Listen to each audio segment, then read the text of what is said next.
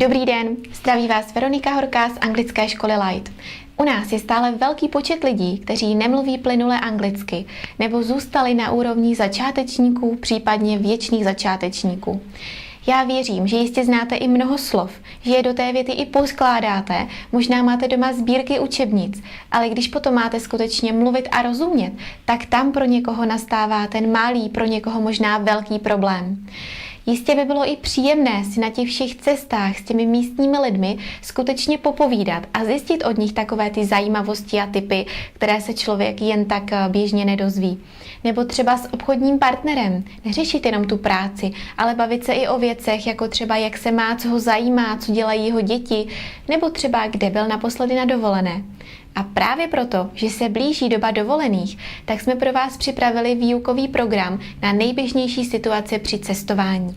Je v podobě MP3, který si zde můžete zcela zdarma stáhnout a pak už prakticky kdykoliv a kdekoliv neustále znovu a znovu poslouchat a tím tak zvýšit své porozumění mluvené angličtině.